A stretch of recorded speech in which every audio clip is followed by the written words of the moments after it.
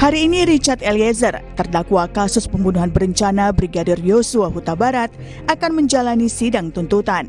Artinya pula, kasus ini semakin mendekati babak akhir. Dalam persidangan pekan lalu, kuasa hukum Richard Eliezer, Roni Talapesi, meminta hakim mempertimbangkan status penguak fakta kliennya agar bisa meringankan hukuman. Roni juga menyebut telah memiliki perjanjian dengan LPSK, sesuai dalam surat pengajuan yang diberikan pada majelis hakim.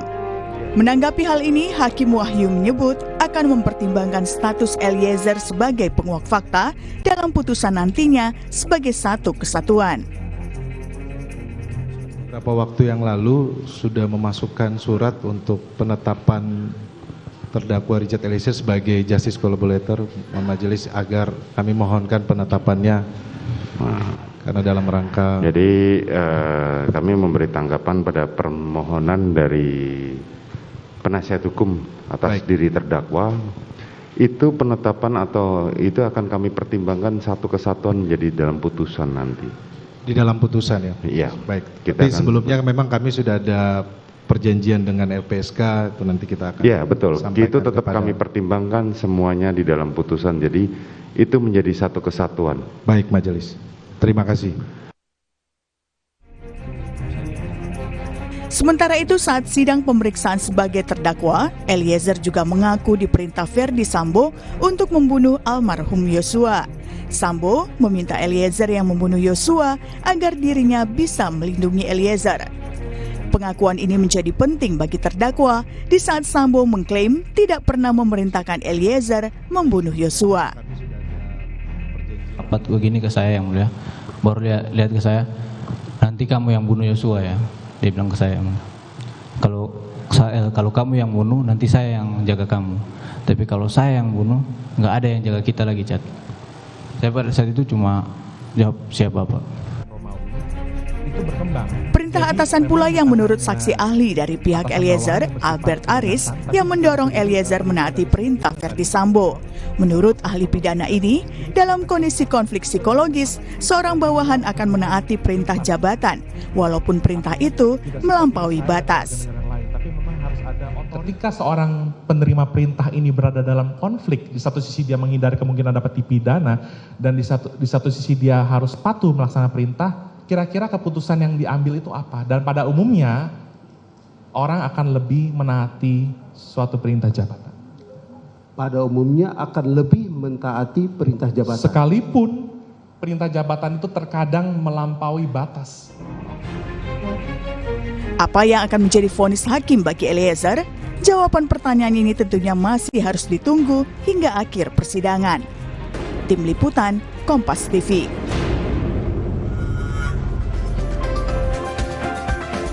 Ya, saudara, hari ini diagendakan Richard Eliezer akan menjalani sidang tuntutan dalam kasus pembunuhan berencana Brigadir Yosua Huta Barat. Tentunya ini menjadi momen yang ditunggu-tunggu setelah serangkaian sidang yang berlangsung selama ini hingga Eliezer yang menjadi penguak fakta dalam kasus pembunuhan ini akan ditentukan juga nasibnya oleh tuntutan yang akan dibacakan oleh jaksa penuntut umum. Kita akan bahas bersama sejumlah narasumber yang hadir secara daring untuk Sapa Indonesia Pagi.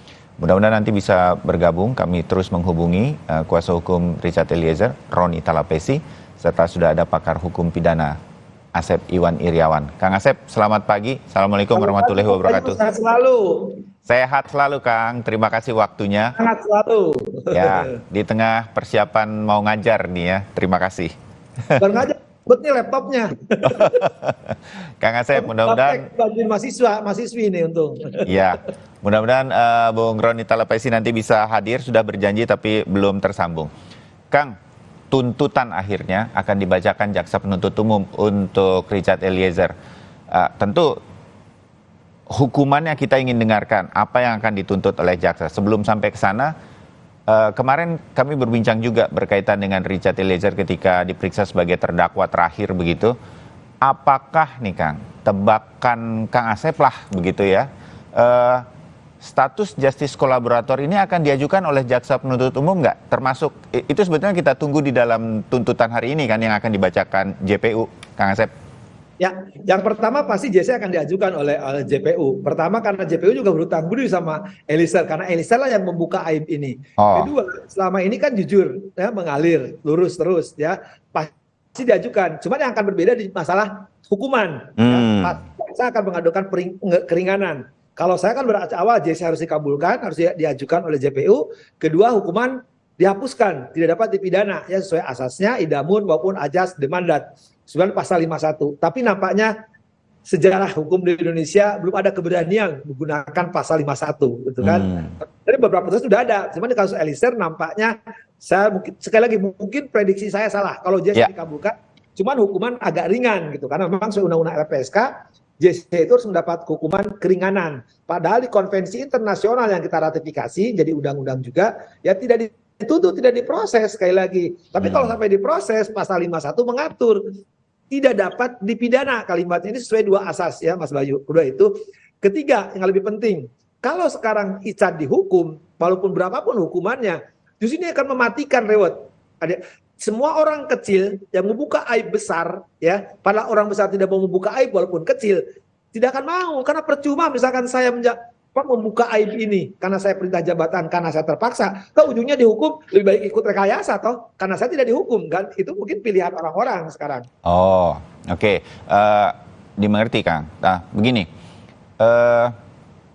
kalau justice kolaborator sambil terus memantau, bahkan LPSK juga memantau, kuasa hukum Richard Eliezer juga memantau, jaksa penuntut umum juga memantau konsistensi keterangan-keterangan apa yang disampaikan Richard Eliezer.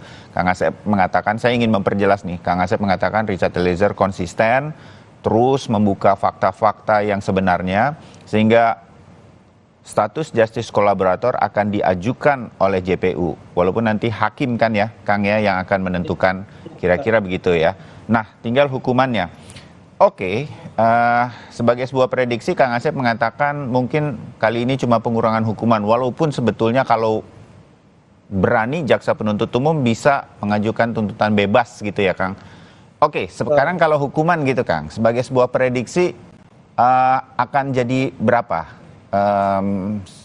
Umpamanya Kang Asep menjadi jaksa penuntut umum gitu, Kang. Pertama, kalau saya jaksa penuntut umum, pasti tadi saya katakan saya tuntut bebas karena di sini di pengadilan itu bukan untuk sekali lagi bukan untuk menghukum, mengadili. Mengadili alasannya ada bebas, kenapa enggak? Lepas juga bisa. Nampaknya saya kira bermain di tahunan ya, jelas tidak mungkin hukum mati apalagi. Kalau maksimalnya tuh berapa Kang? Umpamanya Richard Eliezer ini dihukum maksimal. Kalau penjara tuh maksimalnya 20 tahun. 20.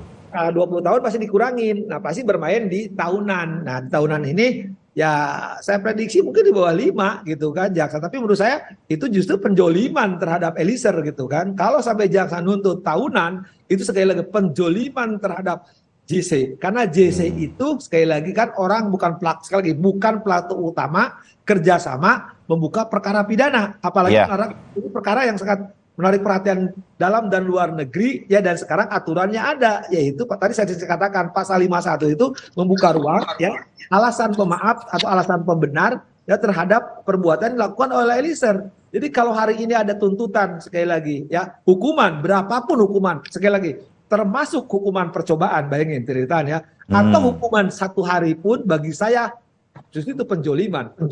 Oh, oke. Itu sisi pandang dari Kang Asep begitu. Jadi menurut pendapat saya benar, silakan orang berbeda pendapat kan? Ya. Kalaupun saya nih menempatkan diri sebagai kemudian kira-kira begitu ya, bukan orang hukum saya, tetapi dalam artian gini Kang, kan tetap biar bagaimanapun Richard Eliezer yang menembak 3 kali, pertama kali atas perintah Verdi Sambo terhadap almarhum Brigadir Joshua. Nah, hal-hal semacam ini apakah juga akan menjadi pertimbangan dari jaksa penuntut umum untuk kemudian tidak membebaskan tetapi memberikan pengurangan dari maksimal 20 tahun tersebut? Kira-kira semacam itu tuh mungkin saja menjadi jalan pikiran dari jaksa penuntut umum. Begitu ya Kang Asep ya? Betul Mas Bayu. Jadi pasti semua perkiraannya karena yang bersangkutan menembak. Sekali sampai 3 kali katanya kan. Iya. Perlu dipahami, tidak hanya menembak, semua perbuatan pidana kan menganiaya, membunuh ya, itu perbuatan terlarang. Tapi karena perbuatan terlarang itu ada alasan penghapus, Di KUHP itu kalimat pertamanya bukan memperingan, bukan memperberat, tapi Dalam kasus Richard Eliezer, perintah jabatan ya? ya, nah penghapusan itu dihapus karena apa? Karena ada perintah jabatan. Nah, perintah jabatan itu menurut ajasnya, maka bebannya pada yang memerintah gitu kan, karena yang diperintah itu dia tunduk dan patuh, itu syarat pertamanya. Karena dia seorang tunduk patuh, maka dia melaksanakan, maka dia dianggap alat ya. Jadi yang dianggap alat, maka yang bertanggung jawab adalah yang memerintah. Itu saya bilang tadi ajas. Jadi kalau memang betul sekali lagi pasal 51 lahir itu tadi Mas Bayu untuk mengenyampingkan, mengeliminir ya perbuatan-perbuatan yang dilarang. Nah, perbuatan yang dilarang ini bisa tereliminir. Yang paling gampang inilah Mas Bayu, yang paling gampang itu pasal 48 yang terpaksa. Kan itu di mana dilarang. Tapi kalau kita membunuh begal karena kita mau dilakukan, nah maka dia tidak bisa dipidana ya. Bebas. Nah, itu contoh yang paling konkret. Jadi penghapusan itu jadi ada 3 ya, karena pasal 48 maaf terpaksa. Begal. Kedua perintah undang-undang ke medan juang, ke medan laga. Karena perintah bunuh itu orang-orang pemberontak. Dibunuh ada masalah. Nah, ini yang pasal 51 memang agak susah menjelaskan ke publik dan menjelaskan di kampus. Karena contoh-contohnya jarang, dalam tanda petik ya, jarang paham di buku Google nggak ada. Padahal di putusan ini banyak putusan-putusan ya yang menggunakan pasal 51. Jadi tidak mungkin pasal 51 lahir itu misalkan karena dia harus berbuat baik, harus sesuai kewenangan. Nah, kalau itu mah berbuat baik mah nggak akan dipidana. Justru ini karena ada perbuatan dilarang ya, tapi dilakukan karena perintah jabatan. Orangnya bahasa psikologinya, bahasa Reza Indragiri secara objektif tertekan. Bahasa Romo Magnis ya, dia dalam keadaan bingung, dalam situasi budaya siap tembak yang harus dilakukan oleh dia. Dia tidak pilihan lain ketika kebingungan, tidak pilihan lain ada tekanan, maka yang bersangkutan harus dihapuskan pidananya. Bebannya kepada siapa? Kepada yang memerintah. Nah, memang ini agak susah Mas Bayu memahami. Orang selalu membunuh. Ya justru itu karena membunuh itu ya dilarang. Ya. Orang yang diperintah itu karena misalkan karena terpaksa ya, pasal 48 kalau terpaksa. Karena undang-undang ke medan juang atau menghadapi pemberontak. Nah, 51 itu karena perintah jabatan. Nah, jabatan tepat waktu itu berpakaian dinas ya. Sebelum ya berkali-kali, woi tembak atau hajar lah, udah hajar, tapi sebenarnya disuruh ngisi peluru, didoktrin lagi apalagi. Nah, jadi menurut hukum ya, ini yang paling gampang tuh mungkin Mas Bayu saya kasih gambaran ya. Dulu pernah ada perkara HAM ya, perkara HAM itu kan bagaimana ABRI ya, dulu masih ABRI ya, TNI Polri nyatu. Nah, ABRI ini melakukan dianggap kejahatan HAM, tapi kan oleh Mahkamah Agung semua TNI-nya dan Polri ya, ada Kapolda loh di situ ya, ada Korem ya, Komandan Korem itu bebaskan kok ya. Dan itu gunakan pasal 51 ya. Terbayang. Dan nanti setelah ini kita share jeda dulu Kang, dan setelah ini pemirsa Sapa Indonesia Pagi tetap bersama kami. Saya akan lanjutkan termasuk dengan kehadiran dari kuasa hukum Richard Eliezer, Roni Talapesi. Tetap bersama Sapa Indonesia Pagi.